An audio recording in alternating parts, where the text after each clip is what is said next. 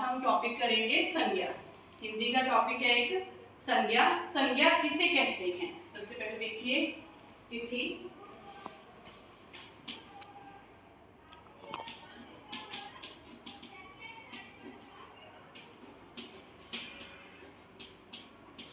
संज्ञा। संज्ञा किसे कहते हैं? संज्ञा किसी व्यक्ति, वस्तु, स्थान या भाव आदि के नाम को संज्ञा कहते हैं। संज्ञा किसी व्यक्ति, वस्तु, स्थान आदि के भाव को संज्ञा कहते हैं। संज्ञा के कितने भेद होते हैं? संज्ञा के 3 भेद होते हैं। संज्ञा के कितने भेद होते हैं? 3। संज्ञा के 3 भेद होते हैं।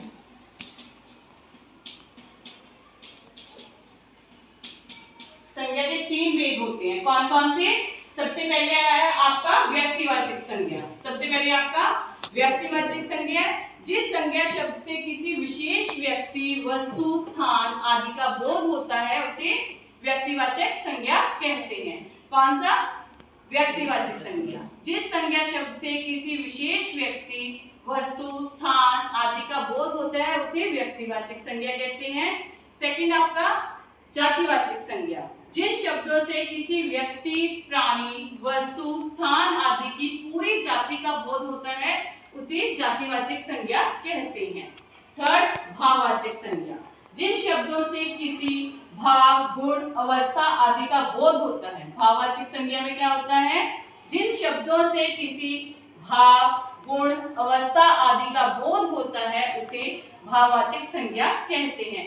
जैसे सत्य, न्याय, दया, प्रेम, ऊंचाई आदि। अब देखिए 3 भेद कौन से हैं इसके? सबसे पहले है आपका व्यक्तिवाचक संज्ञा।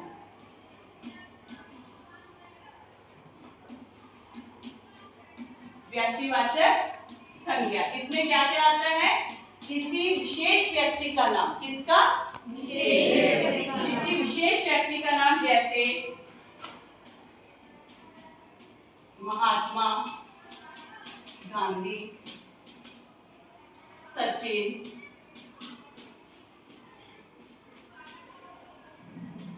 कृष्णा आदि। 5 सेकंड आपका जातिवाचक संज्ञा।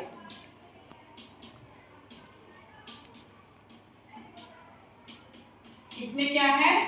जिन शब्दों से किसी व्यक्ति, प्राणी, वस्तु, स्थान आदि की पूरी जाति का बोध होता है उसे जातिवाचक संज्ञा कहते हैं। जैसे इसमें क्या है? लड़का,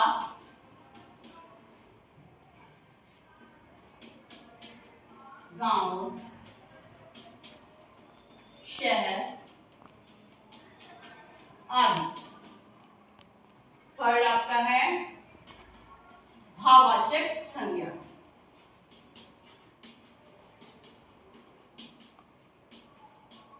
भाववाचक संज्ञा में क्या होता है?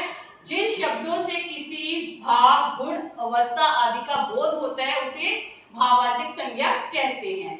जैसे सत्य, जिसको हम फील कर सकते हैं। सत्य, न्याय, प्रेम आदि। अभी आपने देखा हमने कौन सा टॉपिक किया? संज्ञा। संज्ञा किसे कहते हैं? किसी व्यक्ति, वस्तु, स्थान या भाव आदि के नाम को संज्ञा कहते हैं। संज्ञा के कितने प्रकार हैं? 3। संज्ञा के 3 प्रकार होते हैं। व्यक्तिवाचक संज्ञा, भाववाचक संज्ञा, जातिवाचक संज्ञा। व्यक्तिवाचक संज्ञा में क्या होता है? जिस संज्ञा शब्द से किसी विशेष व्यक्ति, वस्तु, स्थान आदि का बोध होता है उसे व्यक्तिवाचक संज्ञा कहते हैं। किसी विशेष व्यक्ति के बारे में बताना हो उसे व्यक्तिवाचक संज्ञा कहते हैं। जातिवाचक संज्ञा, जातिवाचक संज्ञा में किसी व्यक्ति, प्राणी, वस्तु, स्थान आदि की पूरी जाति का बोध हो। जैसे फॉर एग्जांपल ये रो लड़कों की है, ये वाली रो लड़कों की है। कौन सी जाति से है ये? लड़के। वो वाली रो गर्ल्स की है, वो लड़कियों की जाति है। फाइन, वो लड़कियों की जाति है। जिससे किसी व्यक्ति, वस्तु, स्थान की पूरी जाति का बोध होता है उसे जातिवाचक संज्ञा कहते हैं। गांव, शहर, पुस्तक, भवन आदि। भाववाचक संज्ञा, जिन शब्दों से किसी भाव, गुण, अवस्था के बारे में पता चलता है जैसे जवानी के बारे में पता चलता है, बुढ़ापे के बारे में पता चलता है, प्रेम के बारे में पता चलता है, प्यार के बारे में पता चलता है, सत्य के बारे में, जिसको हम फील कर सकते हैं उसे कहते हैं भाववाचक संज्ञा। हम कहते हैं ना अपनी भावनाओं को उजागर करना, प्रकट करना। भावनाओं के भावना जैसे हमें कुछ फील होता है, वो दिखाई नहीं देता, सिर्फ फील होता है, सिर्फ भाववाचक संज्ञा कहते हैं। कुछ विद्वानों ने भाववाचक संज्ञा के आगे 2 टॉपिक दिए गए हैं, जिसमें द्रव्यवाचक संज्ञा और समुदायवाचक संज्ञा कहा गया है। आपको टॉपिक कैसा लगा? अच्छा लगा? इसमें आपके 3 भेद हैं। मेन उसके जो भाववाचक संज्ञा उसके आगे 2 भेद हैं, वो आपका द्रव्यवाचक संज्ञा और समुदायवाचक संज्ञा। द्रव्यवाचक किसी पदार्थ का द्रव्य का बोध होना, उसे द्रव्यवाचक संज्ञा कहते हैं। जैसे सोना, चांदी, लकड़ी, तेल आदि। ख पार्ट इसका सेकंड पॉइंट है समुदायवाचक। समुदाय किसे कहते हैं पता है ना आपको? समुदाय किसे कहते हैं? जब कभी इकट्ठ होता है किसी चीज का झुंड होता है, इकट्ठ होता है, जो ग्रुप में होती है, उसे कहते हैं समुदायवाचक। जो संज्ञा शब्द किसी समुदाय समूह का बोध करवाते हैं उसे समुदायवाचक संज्ञा कहते हैं। जैसे सेना, पुलिस, सभा आदि। सेना में कितने लोग इकट्ठे होते हैं?